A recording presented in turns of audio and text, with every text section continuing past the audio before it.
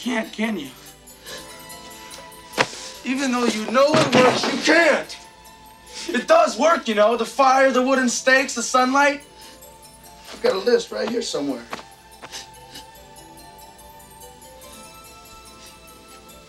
You're ready to die for me, aren't you? You would. Because you can't believe that I'm not me anymore. That maybe there's something left, huh?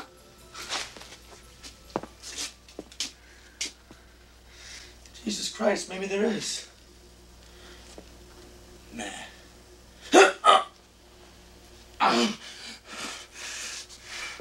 Sorry, pal.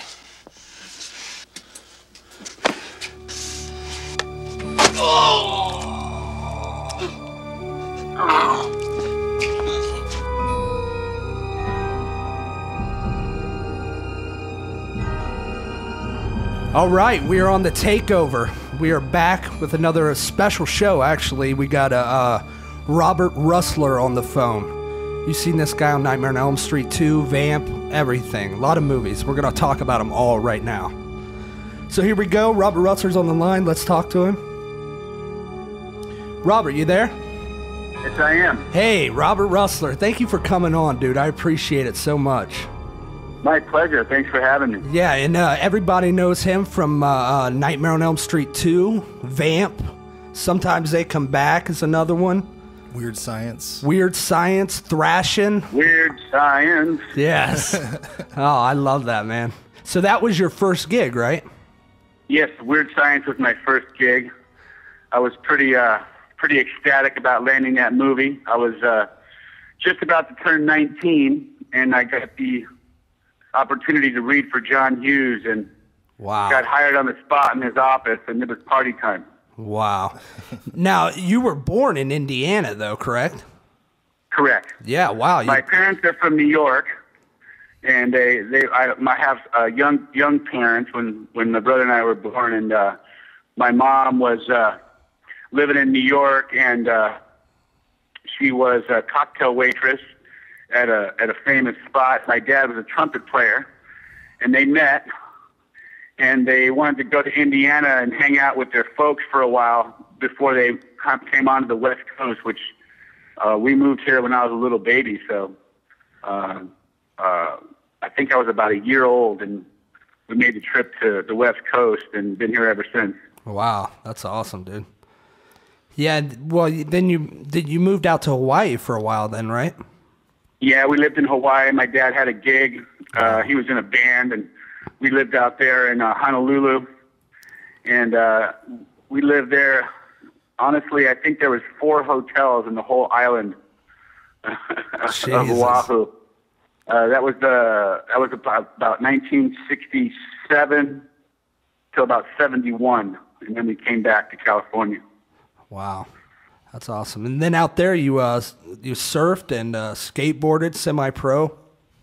Yeah, when I learned how to surf pretty young with my dad and his buddy who was a lifeguard at Waikiki Beach. And then when we came back to California, I continued surfing and then got into skateboarding with the whole Dogtown era. Wow.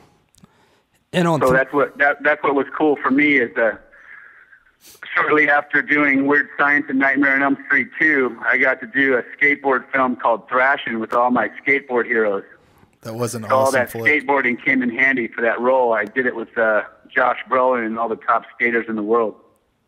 Yeah, I just watched that the other day. It's a kick-ass movie. Yeah, it is. Thrashing! Yeah. Daggers. Daggers! Yeah, it is awesome. So all that was all you...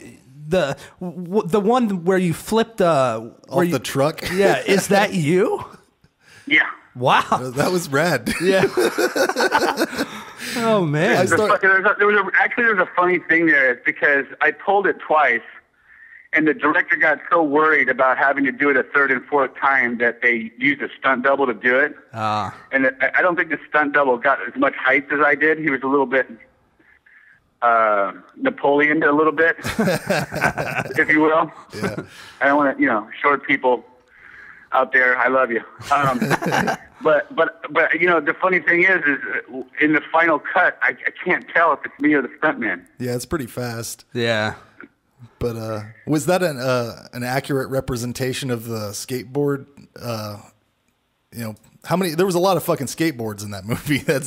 I just seemed like. Oh man, I mean, Tony Alva and Christian Hosoi and Eddie Radke and Steve Olson and all these guys that, I wouldn't say idolized, but I just really respected. Right. I just really loved these guys, and I was real into the skateboard surf scene here, living by the beach in California all my life, and getting a chance to befriend them and work with them was a dream come true for me, really. And I made more friends in that film than all the other films put together.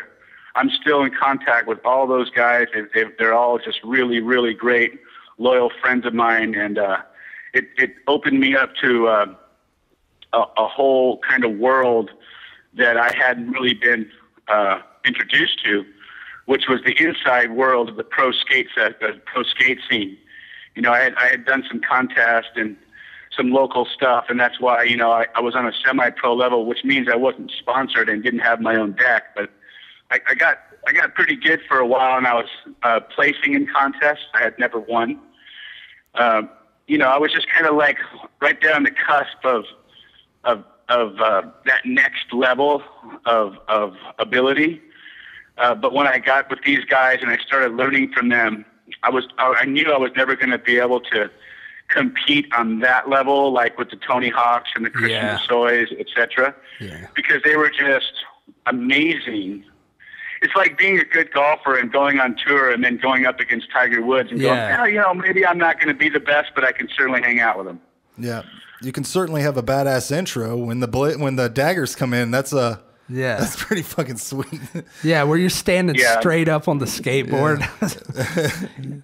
You just look like a badass. Yeah, I wanted everybody else to kind of be moving in action, and I kind of just wanted to sort of set a tone of the leader at that point. The heat's coming off the road. Less is more.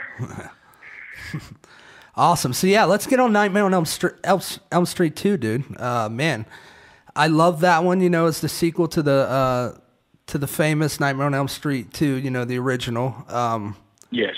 But I'm really proud to be a part of the gayest horror film ever made. Yeah, so a lot of gay overtones. But I'll be honest, dude. When I was a kid, a teenager watching it, I didn't get any of that.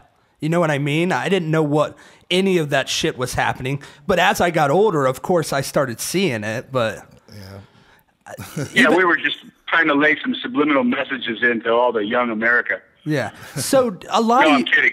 A lot of you guys on set had no idea, right? Well, I started getting a little suspicious.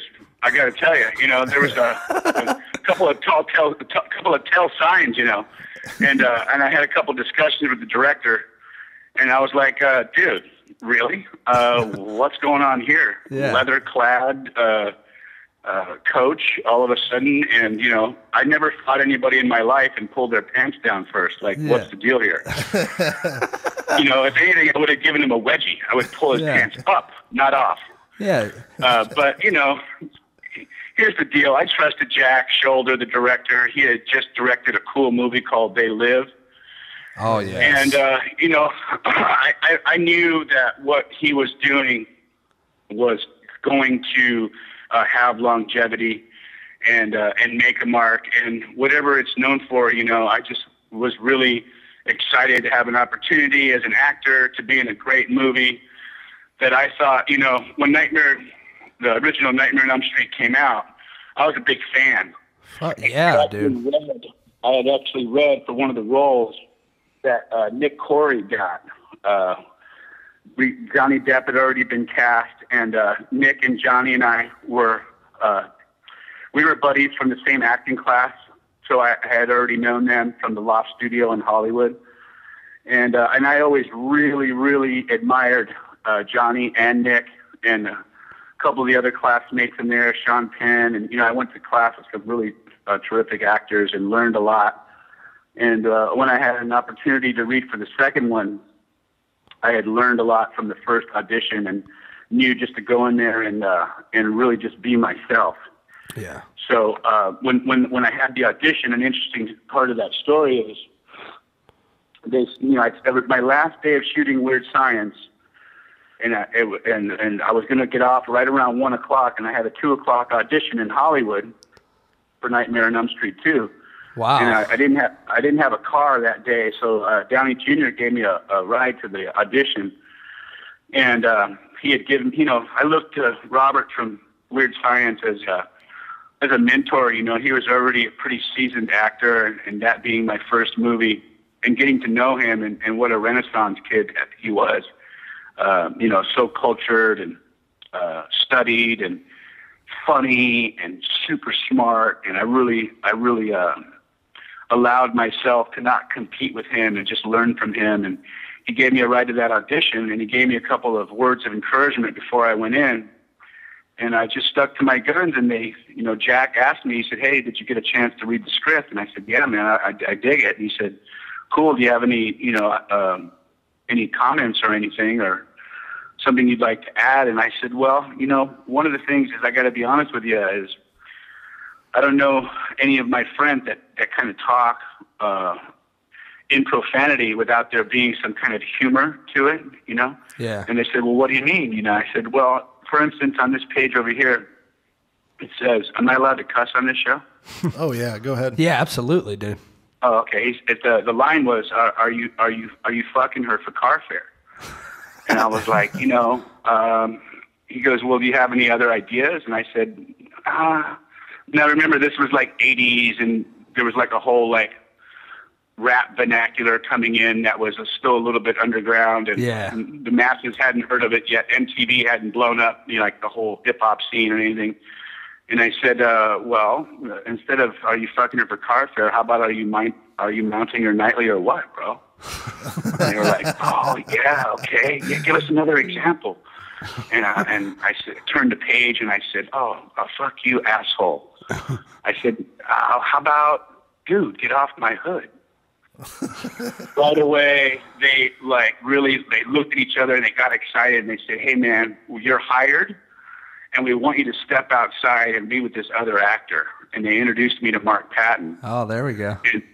And Mark and I went outside and we rehearsed for about 10 minutes, and we came back in and read for the director and producers, and they hired us both on the spot and said, "Yeah, we're going to start shooting at this date. You guys are hired. You're Ron and you're Jesse. And just do us a favor and don't say anything to the other actors on the way out, because we still have to read them, Yeah. And it was a great feeling to walk out, and there was a room full of actors studying their lines and getting prepared. And I just looked at them and said, "Good luck, boys." What an awesome opportunity. Bring a lid, Booker. Hey, Robert, what an awesome opportunity at, 20 years old to be... 19. Yeah, to get a sequel, Nightmare, the original was huge, and then you got the sequel. Everyone in the world is going to see this movie because they went to see the other one. And back then, sequels would do like 60% of what the first one did, and Nightmare 2 almost doubled the money of the first one and really led to Nightmare 2 being a franchise. Yes. So, I mean... Yeah, it was really an exciting time, and, working with Jack and, getting to work with Mark and Robert Englund and my buddy to this day, Marshall Bell, it was really an exciting time. And funny enough, is I went to New York, and I was hanging in New York, and I went down to Times Square, and I recognized Nightmare 2 was on the bill.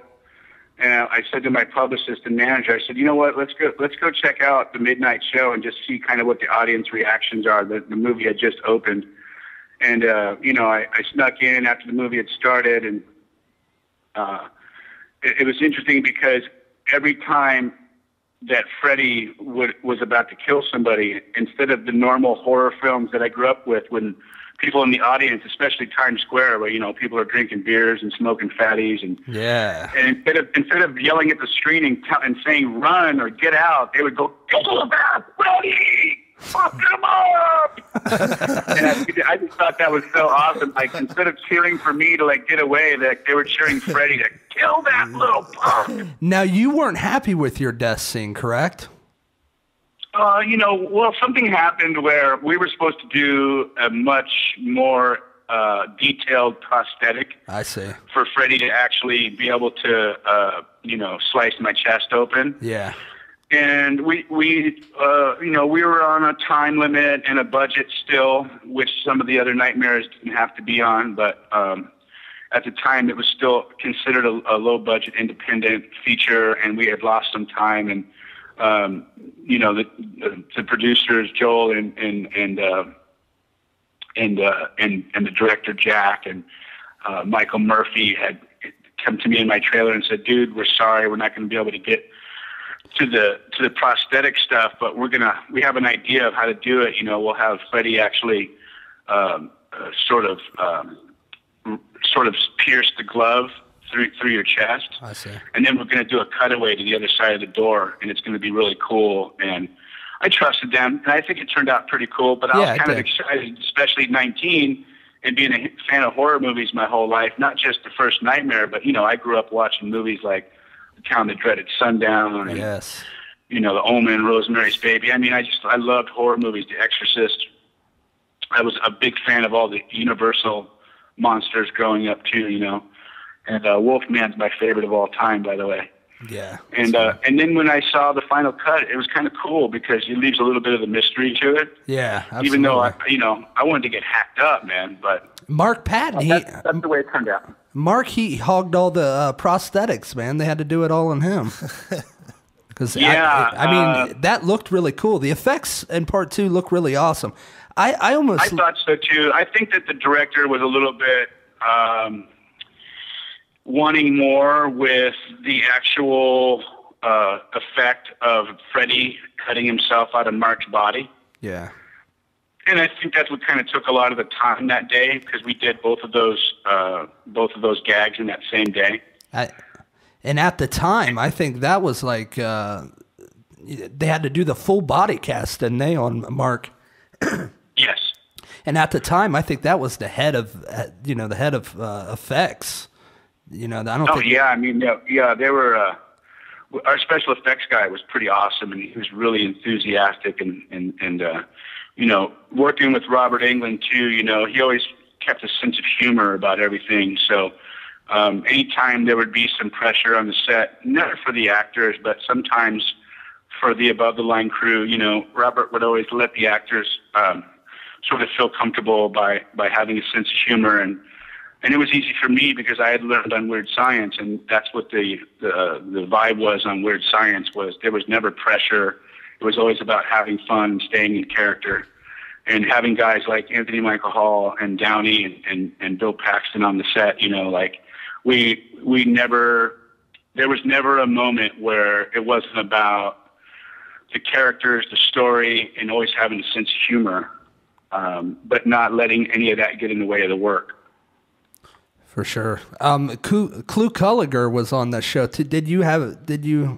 You weren't really in any scenes with him, were you? No, I had no scenes with Clu or Hope Lang, but I was already a fan. I grew up watching great. Clu Culliger, obviously Rawhide and all. And he's been in so many cool movies, and Hope, Ghost of Mrs. Muir, and they were just seasoned pros, and it was just really nice to be able to meet with them and talk with them at lunchtime, and super, super sweet people. Yeah, he's ornery as shit. Now, was he like that back when he was, nowadays he's an old man. He's getting up there. But he's definitely, but Clu's one of those guys that he's been around the block, and he's an old movie vet, that always comes out in their attitude and disposition. And so it was just always nice to be able to sit with him and listen to his cool stories about, a lot of the great moments of his career, working with guys like Clint Eastwood. And he always had cool stories without, bragging. Yeah. So, let's move on to Vamp. That is another one of my favorites, dude. I love that one. It's almost like, it got pushed behind a few other things. 1986, by the way, was a hot fucking year for good movies. I mean, there was a lot. Yeah, I loved Vamp, man. I had a blast. Yeah, Vamp. That is great. I mean, I was raging in 1986, my friends. I was having such a good time, man. I mean, you know, honestly, my wife knows this about me. She knows who she married, but I mean, I was just boning down everything that moves, and I was making movies, and I was having a great time. Robert, let's slow this down. What it was like to be a movie star and be 20, 25 years old and having every chick in the fucking world wanting to bang you. That is insane, right? Yeah, it did not suck. Yeah, you know, I mean, what we were doing back then is we were just enjoying, man, and having fun. And, you know, Downey and I were best friends, and, you know, his movie career was taking off, and I had the blessings and opportunities to be working and doing films that I enjoyed, and working with Vamp and meeting Richard, who was a fantastic director on Vamp.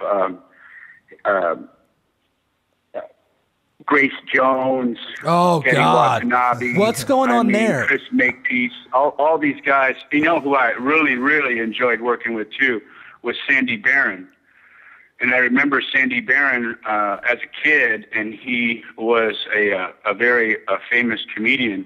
And I remember he had when I was a real young boy, I used to see the Sandy Barron show. And he had like a little like comedy hour on television, and he was sort of like a Milton Berle kind of guy.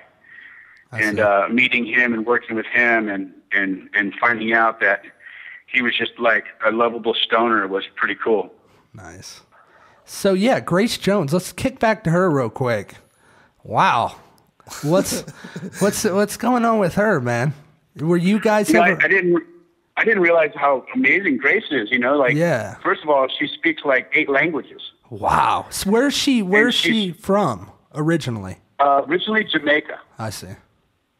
But you know, just really was totally into the whole Euro scene and New York and the Andy Warhol scene, and you know, she was a big disco queen, and you know, she had already started her acting career and was just a really strong personality.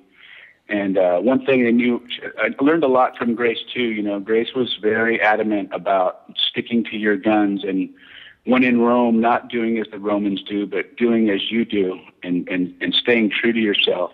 Yeah. And you know, Grace was just a really powerful personality and super cultured and well-read, and you know, a musician and an actress and a poet and an artist. And she introduced me to a lot of great people. We went to New York. I think that's about the time that I was sort of kind of dating Brooke Shields. Whoa. We were kind of hanging out, and I was really into Brooke. I thought she was like, you know, yeah, she was pretty good looking, man. Yeah, and super sweet, super nice, and we were just being really innocent in our relationship. By the way, we weren't full boyfriend and girlfriend. We were kind of dating, and I just really enjoyed hanging with her. And we had gone out to some nightclubs in New York, and Grace introduced me to a lot of really important artists and socially impactful people.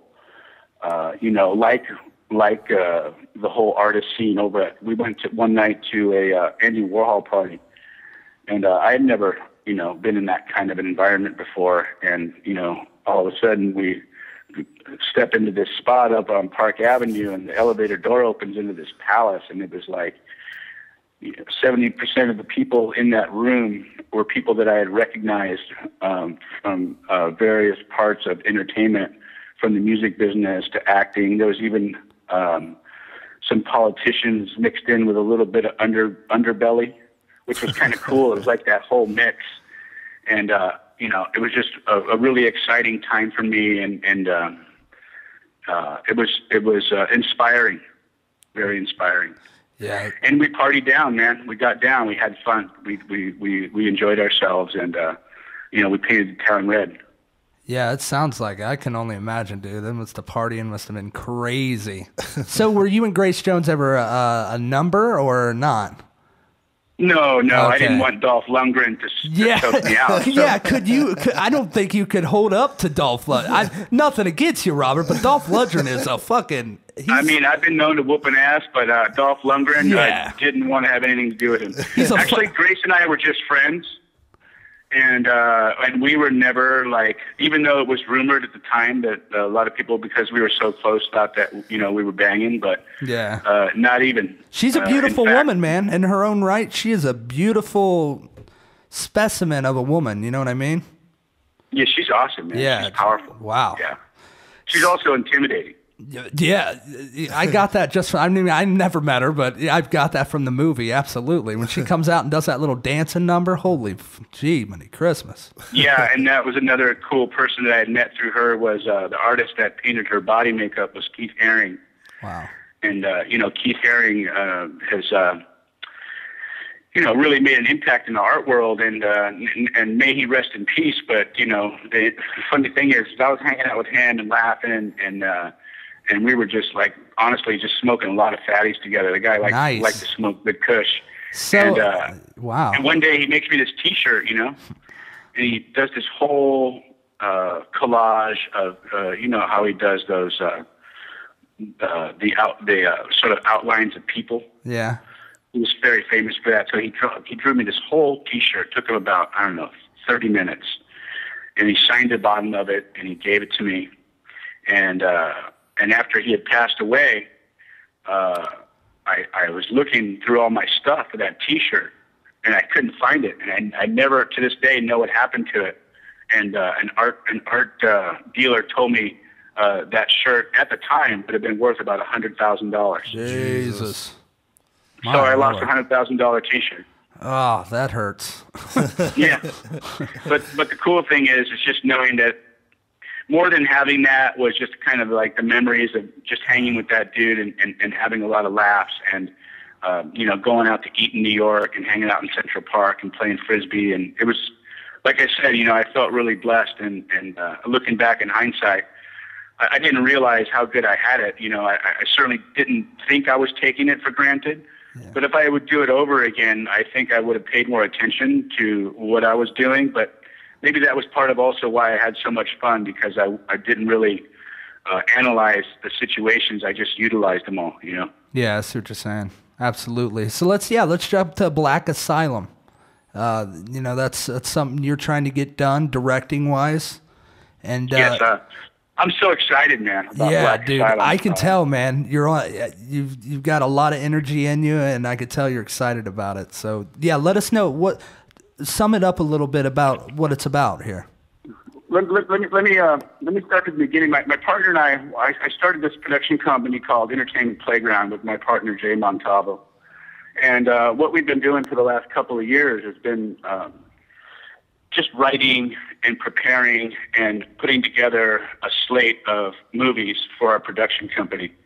And Black Asylum is one of 10 of our film projects that we plan to produce in the next several years. And we started with Black Asylum for a couple of reasons. And I wrote this along with a friend of mine, Dustin Warburton.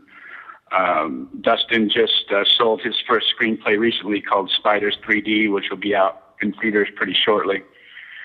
And I wanted to stamp our production company and introduce myself as a director, because I've been preparing for this my whole life.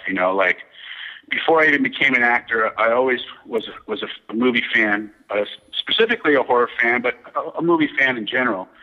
And I knew that it was time to move forward and really focus in and make this happen. So I started writing screenplays and just putting them on the menu.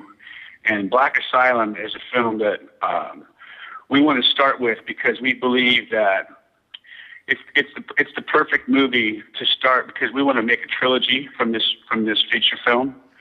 And I wanted to really concentrate on making a performance-based horror film. One of the things that I've been noticing just myself is that there's been a lot of great horror films, and there's just been a lot of shit. Yeah, do you like anything that's new right now, or that's come out? Yeah, there's a lot of stuff. There's a lot of movies that I think have been good lately. I mean, I liked Sinister, and You know, I thought that was a really well done movie, and you know, I don't want to assassinate any of the other movies. Yeah, I can for always sure. talk about some of the movies that I like, but you know, some of the Saw, all Yeah. those movies I think are really well done, and what I see lately in horror films is it's just saturated with a lot of films that are poorly made and poorly acted, poorly directed. CGI. Yeah, I mean, you know, and the main thing is that they're just putting out concept and there's no story to it. Yeah, for sure. And so what I wanted to do is I wanted to make this movie about the dynamics between in this family. And I focus on two brothers.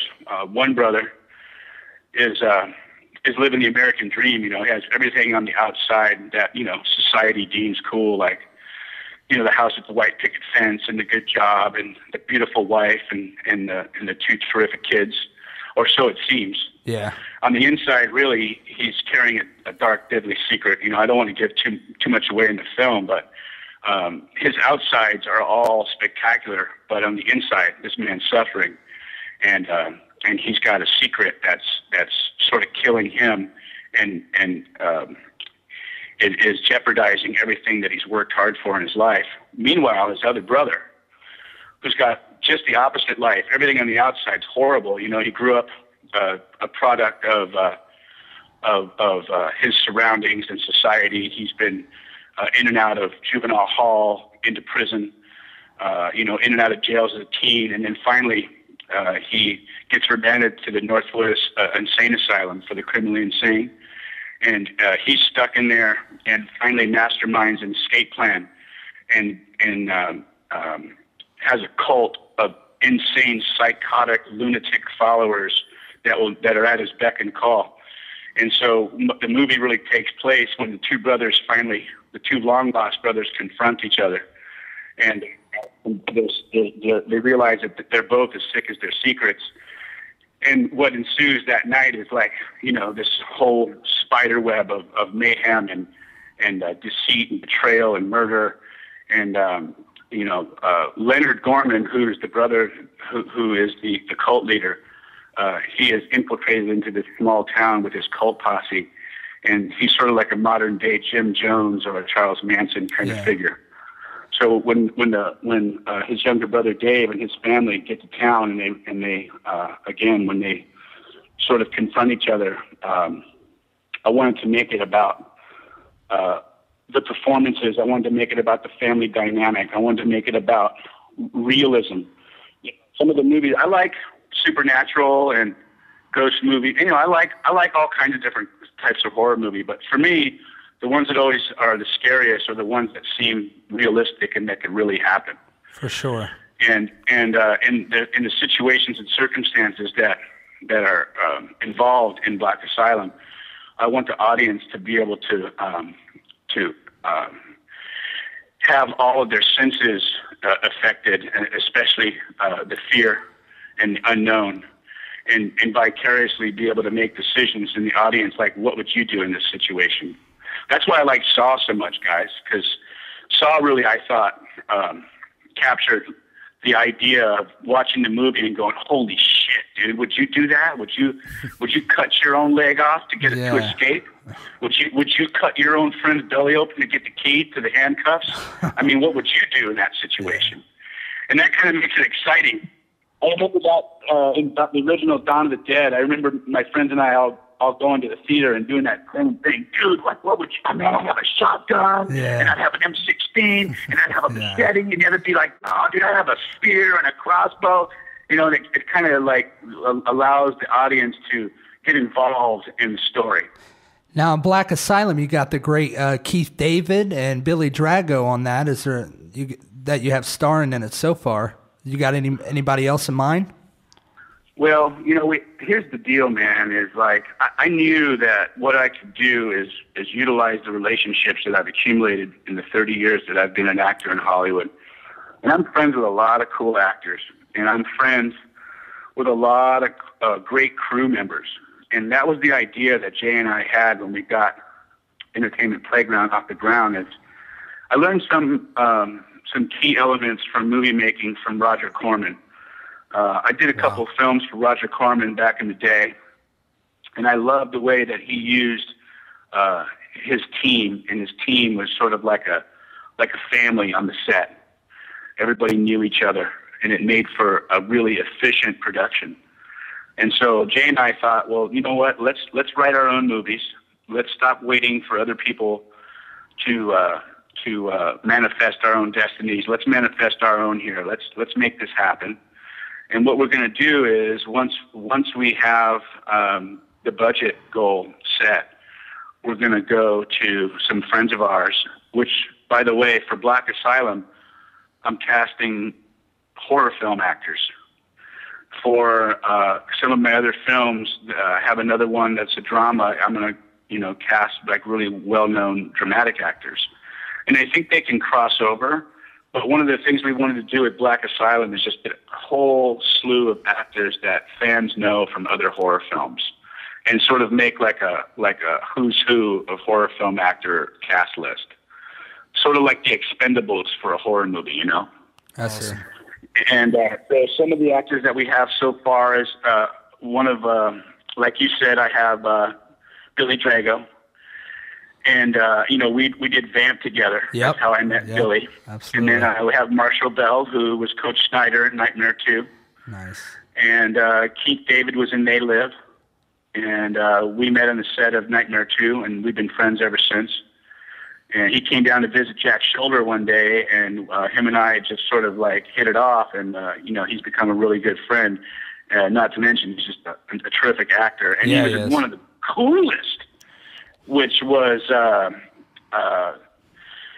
all of a sudden I'm mind farting, but he was in The Thing, man. Yeah, The Thing. That's one of my favorites, dude. John, Kurt Russell, John Carpenter. Yeah, The Thing. I love it. I mean, I love Keith in that movie. Yeah. And then we got some others. I'm going to go to. There's quite a few list of actors too that I have to kind of wait until I can actually make them a money offer. Yeah. So it's been sort of tricky attaching actors because it's a sensitive thing with their agents and managers. Yeah, you don't want to announce anything. Yeah, I mean, a lot of people try to use actors to get the money to make the movie, and they wind up not casting the actor or whatever. You got a lot of support, though. You got a lot of Anthony Hopkins was another guy supporting you. David Arquette. He's another guy that I don't have attached to the film, but I believe that I wrote a scene for him, and I showed him the scene, and he likes it. That's cool. In fact, he was really stoked on it. That's why he made that little tape for my Kickstarter campaign. Yeah. But, again, listen, it's Sir Anthony Hopkins. He's like, does it get any hotter than Hannibal Lecter in your movie? I mean, come on. So what I got to do is I got to wait, and I got to it's sort of like a chess game, man. I got to just take it one step at a time and make an offer and go through his representation and do it sort of like on a legitimate on the level kind of way. For sure. And so our plan is to put all our people that we're fans of and people that we have relationships with. And there's a few actors too that I'm going after that I don't know. Actually, I've never met Elizabeth Shue before. I think I may have met her in the 80s after she did Karate Kid, but I mean, by no means are we friends. Yeah. But I really like her to play one of the roles, so we're putting the budget together, and I'm going to direct this bad boy, man, and I'm going to utilize, I mean, like I said, all my years as a movie buff and a horror fan, and then my experience of learning how to make films as an actor. I've had the great opportunity to learn from some really great directors, and when you're playing lead roles in films, you really get to be a part of the planning and the strategy. And like when I was doing Outsiders, I was learning as much as I could from Francis Ford Coppola. Oh wow! And I was taking notes, and he was sharing his storyboards and his shot list with us. And there's a lot of guys that I could you can't just drop a bunch of names. You can't pay for that knowledge, dude. You know what I mean? You can't even pay for that shit. To be able to. Yeah, it's funny because I like a lot of young filmmakers. You know, there's some really great young filmmakers out there, and we started talking movies, and you know, the difference is like a lot of them have studied these films in college, and it was just great, you know. Yeah. But I never had to study these movies because I just grew up watching them. They're all just ingrained in me. You know, some of the great filmmakers like Hitchcock, and even others like Sergio Leone and Sam Peckinpah, and you know, the list goes on of just really great filmmakers that I grew up watching my whole life. And I don't really want to emulate them or copy them. I just want to kind of like influences. It's sort of like, yeah, man. It's just their styles influence me, and I can't wait to make my own mark. I think I have a lot to offer, and I'm super passionate about it. And I've been really directing for 2 years, directing actors in my school, the Hollywood Playground. And I never sought to be an acting teacher, so that's not what I'm doing. I opened this school, and I'm sort of helping young actors to the craft in. But secretly, my whole motive is to just practice directing actors, because I think a lot of directors out there are pretty cool with what they do with the camera. But you know what? That's just a quarter of it, really. The DP and I have a lot of great ideas for how we're going to shoot Black Asylum, and but I think that it's going to be my job to pull performances out of these actors and really tell the story. Because again, I want this film to have longevity, and I don't want it to make some typical slasher movie where it's just a bunch of kills for just gratuitous. For sure. I believe that all these kills need to have something behind it, and I want to make a story of depth and weight, man. Because horror movies can be killer, you know. Yeah, they absolutely horror fans can. Out there, you know the good ones, man. For sure, dude. Well, ZTO TV will be absolutely watching out for you and keeping updated. Your Kickstarter's still going on, so people please pledge, and we'll post up a link of your Kickstarter on our page too, dude. So, and let me tell you something, guys. That honestly, you know what? We've really been learning a lot from Kickstarter in this whole campaign. It's amazing, dude. Kickstarter's an amazing thing, right?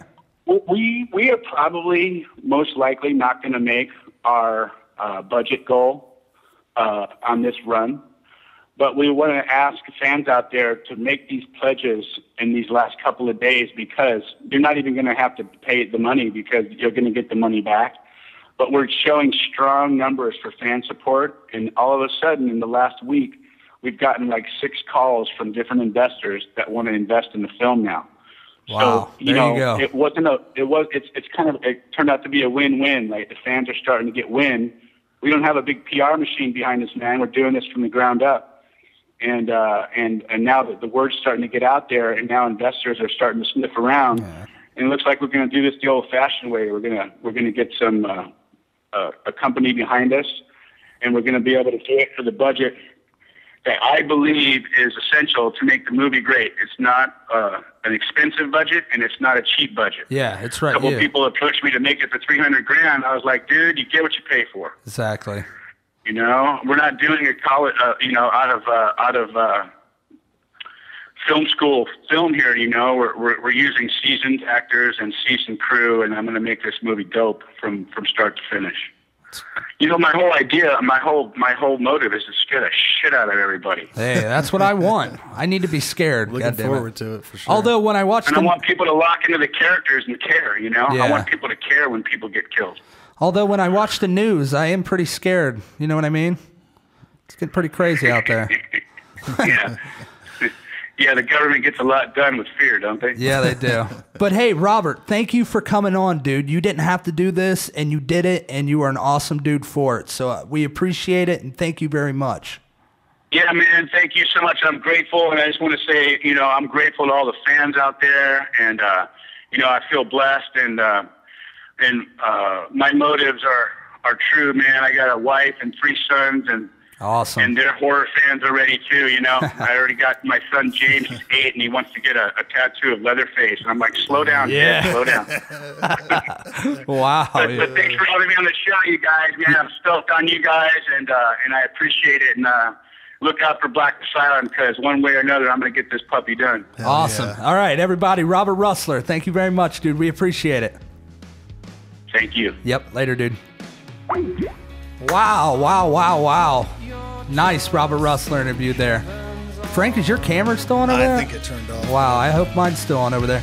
But hey, we want to wrap it up because we got Eric Frater and Ralph Wilkins. Wilkins. Yeah, it's Dominique Wilkins' brother. Dominique Wilkins is coming in for the Atlanta Falcons. Wow, Jesus Christ. Yeah, listen to this guy over here. Yeah, all right, we'll appreciate it. Robert Rusler, awesome dude. Black Asylum, check it out. It's the Takeover. Thank you very much for watching. We'll be back.